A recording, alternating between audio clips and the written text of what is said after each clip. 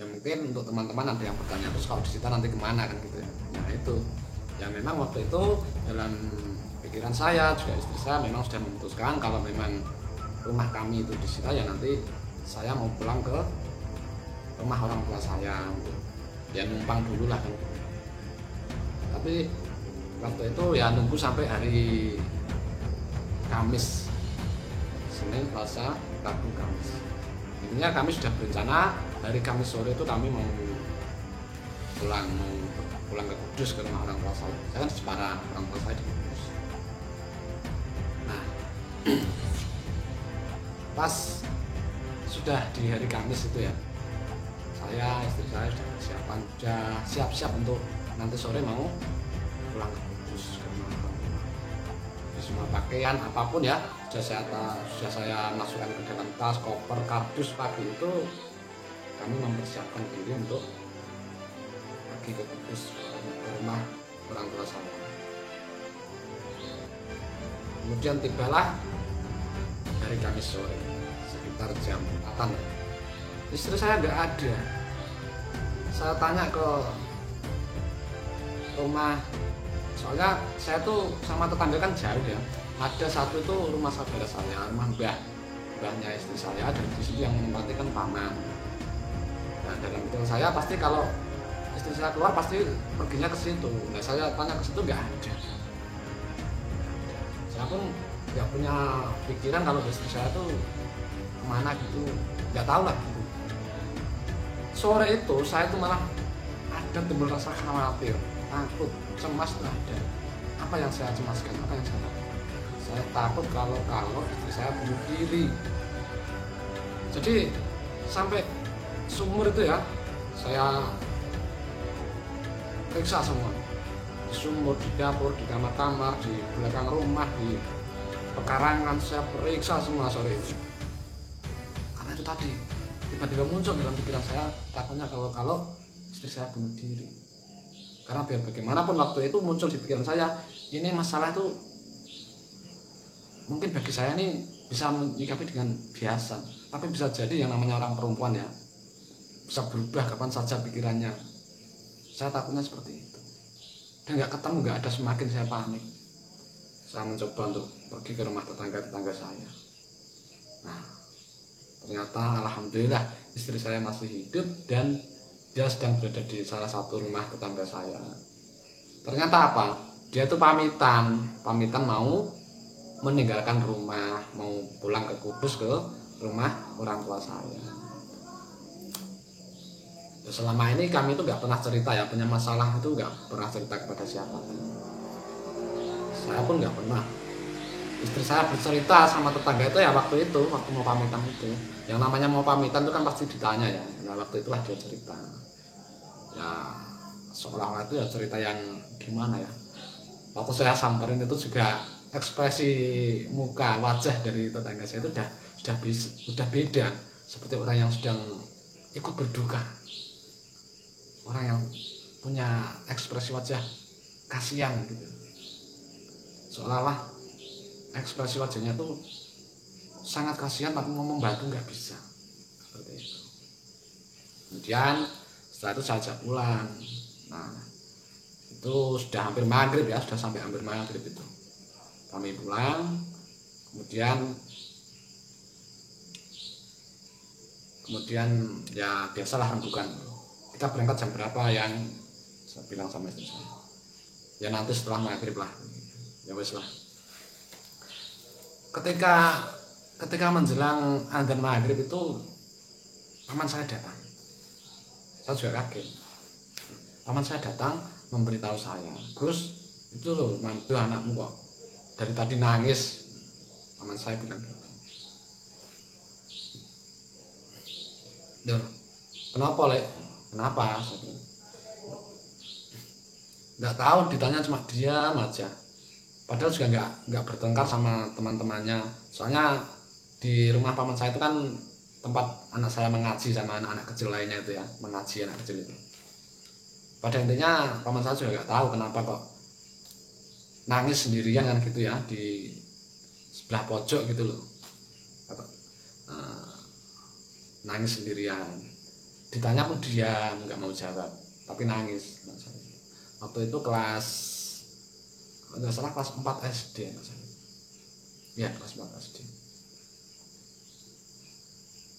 Ya, coba kamu datengin Gus, kamu tanya gitu. Nah, sudah tiba waktu maghrib ya, saya datangin, saya dekatin. Memang saya melihat anak saya di pojokan ruangan itu ya, kan gini. Saya pegang, saya tanya juga dia nggak mau jawab dia. Saya tahu anak saya itu biarpun kecil ya, dia itu kalau orang tua punya masalah itu sebenarnya dia paham. Tapi mungkin karena tidak tahu gimana ya, anak saya itu ya karakternya memendam rasa. Mungkin waktu di situ ya dia tuh udah nggak bisa melepaskan apa yang dirasakan sehingga dia hanya bisa menangis kan gitu. Saya tahu. Dan memang, oh ya, memang siangnya itu kan sempat diajak ngobrol sama ibunya itu ya tentang mau pulang ke Kudus. Itu memang dia nggak mau. Anak saya nggak mau. Nah, terus kamu kalau nggak mau tinggal di mana kan gitu ya? Ya jawabnya seperti itulah, namanya juga anak kecil. Pokoknya saya nggak mau. Saya akan tetap di sini kan gitu. Jadi saya tahu kenapa anak saya nangis itu karena dia tahu permasalahan ini. Dia tahu rumahnya mau disita bank, tapi dia nggak mau saya ajak pergi dari rumah kami.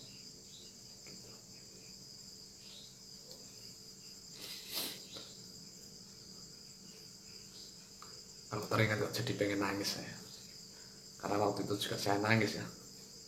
Artinya nangis itu bukan karena saya nangis karena Eman mau kehilangan, itu bukan. Saya hanya nangis terbawa emosi sama anak saya itu tadi. Saya kasihan, spontan saya tuh hati itu langsung set, tiba-tiba menangis gitu.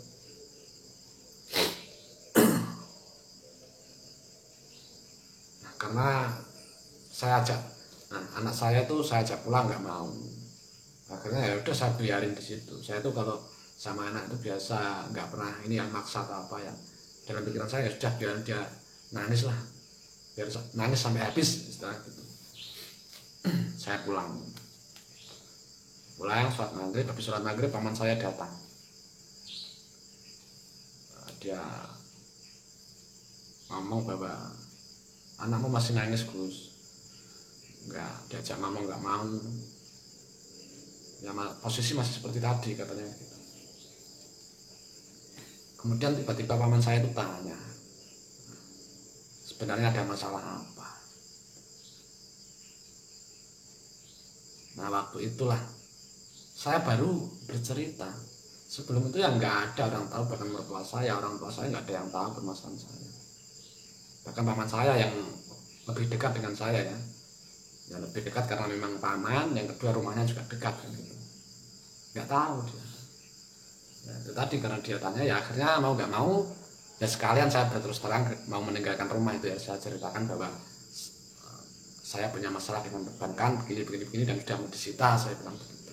Nah kata paman saya, loh kamu punya masalah sampai seperti itu kok nggak pernah cerita katanya. Seharusnya kan kamu itu cerita Gus, meskipun kita itu nggak punya uang ibaratnya, setidaknya kan siapa tahu bisa membantu dengan cara lain. Ya, jawaban saya apa? Saya hanya bilang ya saya nggak mau merepotkan, dan saya maunya itu ya apapun permasalahan saya biar saya tanggung sendiri, jangan sampai ada saudara apalagi orang tua saya ya yang tahu masalah saya dan ikut terbebani. Jalan pikiran saya waktu itu kan seperti itu. Kemudian untuk lebih mempersingkat cerita ya, ini sudah berapa menit ini. Akhirnya setelah saya ceritakan kejadiannya seperti itu dan memang waktunya sudah tinggal besok hari Senin ya, akhirnya paman saya nelpon sama saudara-saudara teman-temannya, ya intinya ikut mencarikan solusi ya, supaya ikut mencarikan solusi, ikut berikhtiar berusaha bagaimana agar saya bisa membayar kan gitu ya. Tapi kalau jawaban memperoleh uang ya belum ya. Nah, kemudian semua saudara itu dikumpulkan dan pada akhirnya alhamdulillah Intinya dapat solusi. Ada saudara yang rela memberikan tanahnya itu dijual untuk membayar hutang saya. Pada waktu berkumpulnya keluarga itu ya saya nggak berani ngomong, saya malu karena itu kan masalah saya, yang berbuat saya, saya dia, malah mereka yang bermusyawarah. Itu tadi intinya dapat solusi. Ada saudara saya yang merelakan tanahnya dijual untuk membayar melunasi hutang saya. Bagi saya ini merupakan suatu keajaiban yang nggak pernah saya duga ya. Bukan sebatas itu. Biasanya kalau orang mau jual tanah itu kan gitu ya, butuh waktu. Dan singkat cerita, alhamdulillah ini malam ada keputusan seperti itu. Besok siang hari Jumat itu tanah sudah terjual. Tanah itu bisa laku, terjual dan dapat uang.